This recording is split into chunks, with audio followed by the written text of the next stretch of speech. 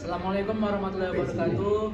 Kembali lagi bersama saya Ahmad Fawaz, mahasiswa Prodi Peternakan Fakultas Pertanian dari Universitas Sumatera Utara dengan NIM 230306017. Dan dalam video kali ini sebagai tugas saya untuk mata kuliah Anatomi dan Fisiologi Ternak yang diampu oleh Ibu Insinyur Tati Vidyanasari SPT MP IPM. Dan dalam video ini saya akan memaparkan anatomi dan fisiologi pada kelinci. Jadi preparat yang saya gunakan pada video ini adalah kelinci rumahan ini biasa dipelihara. Nah, untuk di sistematika, jadi kelinci itu diklasifikasikan dalam taksonomi sebagai makhluk yang berasal dari kingdom Animalia atau hewan, filum Chordata, subfilum Vertebrata atau hewan bertulang belakang, kelas Mamalia atau hewan yang menyusui, ordo Lagomorpha, famili Leporida, genusnya Oryctolagus, dan untuk spesiesnya itu Oryctolagus cuniculus.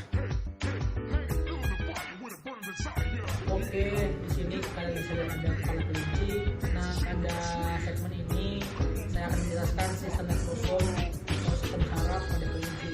Tapi untuk video ini saya akan menjelaskan central nervous system atau sistem saraf pusat yang dapat terletak pada otak pada kelinci. Nah, otak kelinci ini seperti kebanyakan hewan lain, sebagian besar itu terbagi atas 4 bagian: cerebrum atau otak besar, cerebellum atau otak kecil, medulla oblongata, dan medulla spinalis. Nah, jadi di cerebrum ini fungsi utamanya itu dan juga sebagai bagian otak yang paling besar itu fungsinya itu untuk sebagai pusat kendali atau pusat komando dari setiap tindakan, respon, dan juga gerakan yang dilakukan oleh kelinci secara sadar.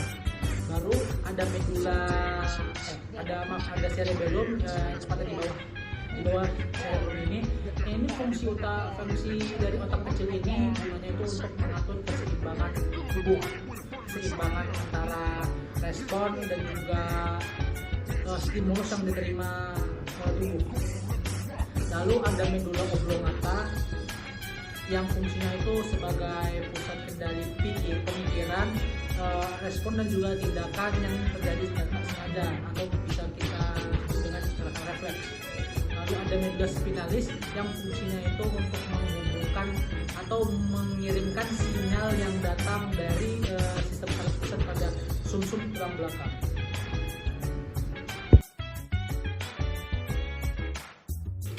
Baik, pada segmen ini saya akan menjelaskan sistem digestori pada kelinci. Yang pertama itu adalah mulut atau rima oris yang berada di kepala kelinci. Nah, jadi mulut ini fungsinya itu untuk mencerna secara mekanis, secara enzimatis makanan yang dimasukkan. Jadi secara mekanis itu makanan akan dihaluskan menggunakan gigi saat mulutnya, dan secara enzimatis itu dalam mulut kelinci itu terdapat kelenjar glandula pencernaan yang fungsinya salah satunya untuk menghasilkan enzim amilase yang terkandung pada saliva, yang fungsinya itu untuk memecah polisakarida menjadi gula-gula yang lebih sederhana seperti disakarida dan monosakarida. Lalu setelah makanan dicerna di dalam mulut, setelah dikunyah, maka makanan akan masuk ke dalam esofagus. Nah, esofagus ini fungsinya itu untuk menghubungkan antara mulut dan lambung. Dan esofagus ini gunanya itu juga untuk mendorong ingesta atau kunyahan ke dalam lambung dengan gerakan peristaltik. Nah, lalu masuk ke lambung atau ventriculus. Di sini tempat terjadinya pencernaan secara kimiawi, yaitu dengan menggunakan asam HCl yang pH-nya itu sekitaran 1,5 sampai 2,5. Lalu setelah masuk ke dalam ventriculus, makanan dilanjutkan ke dalam intestinum tenue yang di sini tempat terjadinya pencernaan secara kimiawi. Terdapat berbagai enzim yang berfungsi untuk memecah berbagai nutrisi pada makanan, seperti contohnya enzim protease untuk memecah protein, enzim lipase untuk memecah memecah lipid menjadi asam lemak, dan juga ada enzim karbohidrase yang memecah karbohidrat menjadi bentuk yang lebih sederhana. Di dalam intestinum tenue ini juga terdapat pori-pori kecil yang bernama fili dan mikrofili. Fili dan mikrofili ini gunanya itu untuk mengabsorpsi atau menyerap zat-zat nutrisi seperti karbohidrat, asam lemak, dan juga asam amino. Lalu di bagian yang paling besar ini namanya adalah sekum. Nah, kelinci ini termasuk hewan fermentor sekum, di mana di sekum ini terjadinya fermentasi terhadap zat-zat pakan seperti selulosa dan hemiselulosa. Jadi kelinci itu ketika dia memakan sebuah hijauan, maka dia itu terjadi fermentasi di dalam sekum ini. Ketika dia memakan hijauan, saat dia melakukan defekasi atau buang air besar, kotorannya itu bukan merupakan feses sejati. Jadi biasanya kalau kelinci itu makan rumput atau sayur-sayuran, maka dia akan menjilat lubang buburnya atau memakan kotorannya untuk dicerna kembali. Proses ini dinamakan proses koprofagi, di mana hijauan yang telah difermentasi maka akan dicerna kembali untuk diubah menjadi feses sejati. Setelah itu ada namanya adalah kolon. Kolon ini fungsinya itu untuk absorpsi air sebelum sisa-sisa pencernaan itu dilanjutkan ke dalam rektum. Nah, rektum ini fungsinya untuk tempat penampungan feses sebelum dibuang. Lalu pada ujung rektum ini ada anus. Anus ini adalah tempat akhir dari proses pencernaan, di mana terjadi proses defekasi dan yaitu pengeluaran kotoran setelah pencernaan.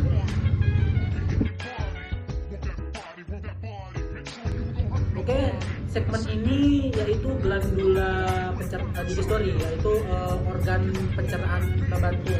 Yang pertama itu di dalam kepala kelinci itu ada berbagai glandula seperti glandula salivari, glandula infraorbitalis, glandula parotis dan juga glandula sublimalis. Jadi fungsinya ini masing-masing itu membantu untuk memproduksi air liur.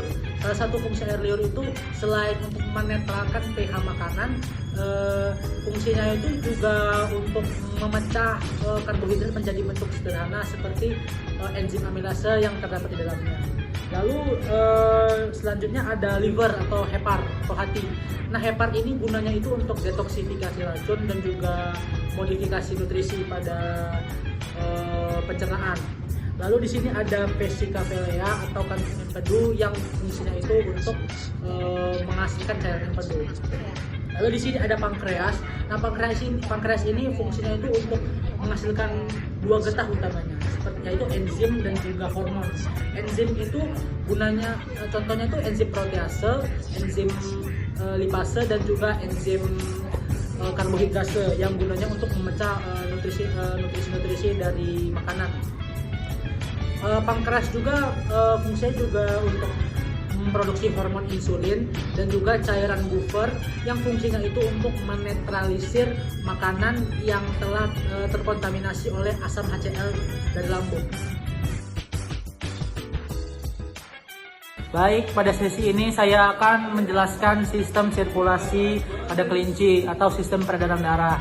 Nah, organ utama dalam proses ini yaitu core atau jantung. Nah, jantung ini fungsinya itu untuk memompa darah ke seluruh organ tubuh kelinci, yang dimana darah itu mengangkut oksigen dan juga nutrisi yang dibutuhkan bagi fungsional dan juga perkembangan sel-sel tubuh. Nah, selain itu ada juga pembuluh darah yang dimana mengangkut darah ke bagian-bagian tertentu, tergantung juga arahnya. Yaitu pertama adalah pembuluh arteri, di mana jantung memompa darah yang mengangkut oksigen dari jantung ke seluruh organ tubuh. Lalu ada pembuluh vena atau pembuluh balik yang fungsinya itu untuk mengangkut darah yang mengandung karbon dioksida kembali ke dalam jantung dari organ tubuh, atau kebalikan dari arah arteri. Lalu ada arteri pulmonalis yang fungsinya itu untuk mengangkut CO2 dari darah menuju paru-paru untuk ditukar melalui proses difusi pada alveolus. Lalu darah yang mengandung oksigen itu akan kembali ke jantung melalui pembuluh vena pulmonalis, yaitu darah yang mengandung O2 yang telah ditukarkan di paru-paru.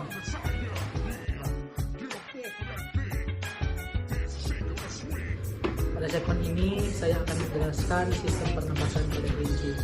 Yang pertama itu proses inspirasi, yaitu masuknya udara dalam tubuh melalui nares atau lubang hidung yang akan melewati saluran sinus dan juga saluran laring.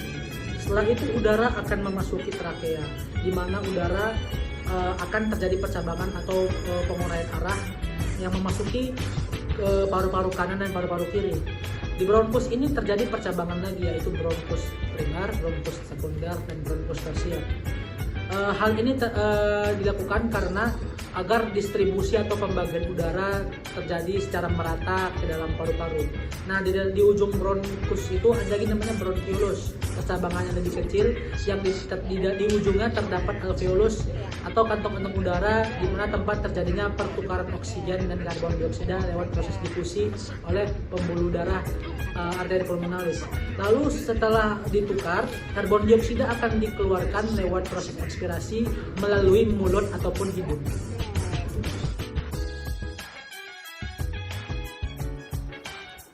Baik, untuk enzim pada kelinci, jadi terdapat berbagai macam enzim pencernaan pada body kelinci. Salah satunya itu enzim phthalate dan amilase yang berada pada kelenjar salivari. Fungsinya itu untuk memecah amilum menjadi glukosa, dan untuk amilase itu memecah amilum menjadi maltosa. Lalu ada enzim maltase di usus 12 jari yang fungsinya itu untuk memecah maltosa menjadi glukosa. Di lambung juga ada enzim pepsin yang mengubah protein menjadi pepton, dan ada juga enzim tripsin yang mengubah pepton menjadi asam amino. Lalu ada juga enzim lipase yang diproduksi oleh pankreas yang fungsinya itu untuk memecah lipid menjadi asam lemak dan gliserol. Lalu di intestinum tenue juga ada enzim laktase yang memecah laktosa menjadi glukosa. Oke, itulah dia tadi pembedahan dari kelinci. Nah, jadi kelinci ini memiliki keistimewaan dari pencernaannya itu dia termasuk ke dalam fermentor sekum. Jadi kelinci itu dapat mencerna makanan yang mengandung serat tinggi seperti hijauan atau rumputan yang mengandung kadar selulosa dan hemiselulosa yang tinggi melalui proses fermentasi yang berada pada sekumnya, yaitu tepatnya di intestinum grassumnya itu. Jadi kelinci itu singkatnya dia itu memakan makanan berserat tinggi atau hijauan yang akan difermentasikan di sekumnya. Lalu saat dia melakukan proses defekasi atau buang air, itu fesesnya itu belum sempurna atau belum menjadi feses sejati, di mana kelinci itu akan menjilat-jilat duburnya itu atau memakan kotoran kembali untuk dicerna sekali lagi. Lalu pada saat pencernaan kedua kalinya itu fesesnya itu baru menjadi feses sejati yang kering. Nah, proses tersebut dinamakan sebagai proses coprophaging. Oke, itulah dia sekilas dari kesimpulan yang bisa saya ambil dari pencernaan kelinci ini. Semoga video anatomi ini dapat memberikan manfaat kepada penonton dan terutama bagi diri saya sendiri. Semoga dapat menghibur dan juga informatif kepada kalian semua. Tetap sukses. Wabillahi taufik walhidayah. Wassalamualaikum warahmatullahi wabarakatuh. Sampai jumpa.